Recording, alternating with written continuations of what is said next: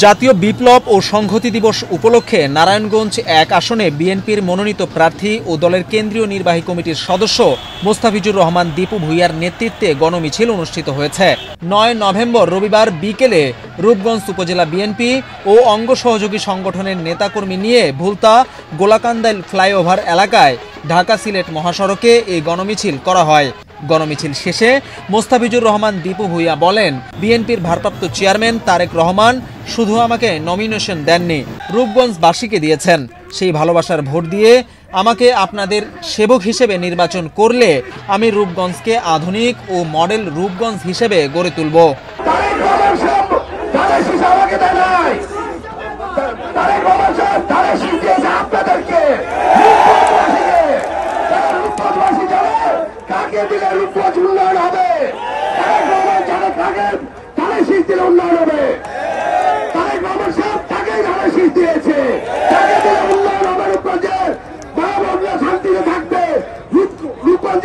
আমাদের দলীয় ভাইয়েরা এত কষ্ট হয়েছে, এত সংগ্রাম করেছে, তাদেরকে দেখে শুনে রাখবে, তাদেরকে দিয়েছে।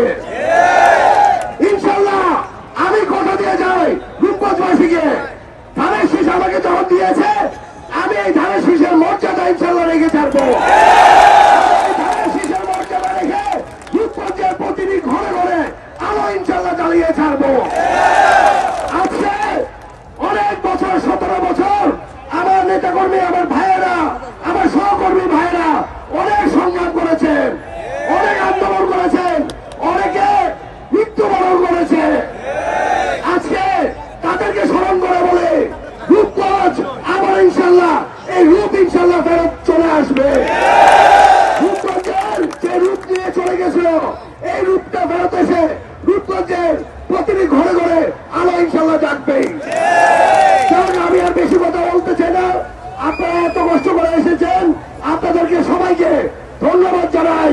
আপনাদেরকে আজকে শান্তিপূর্ণ একটি র্যালি করার জন্য আমি আহ্বান জানাচ্ছি। আজকে 7 নভেম্বর যেই জিয়াউর রহমান সাহেব চার ডাকে আজকে এই দেশের গণতন্ত্র এসেছে, ওই দিনকে স্মরণ করে রূপগঞ্জের গণতন্ত্র আমরা আসবো আপনাদের মাধ্যমে। বাংলাদেশ জিন্দাবাদ। তারেক রহমান সাহেবকে ধন্যবাদ জানাই, বেগম খালেদা জিয়াকে ধন্যবাদ জানাই। আরেকটি জিনিস, ওনারা দিয়েছে ধানের শীষ, আমরা ওনাকে একটু উপহার দিতে চাই। উপহারটা হলো সারা বাংলাদেশের সর্বোচ্চ ভোটের মাধ্যমে ইনশাল্লাহ ধানের শীষকে পাশ। বিজন কুমার, বাংলাদেশ প্রতিদিন।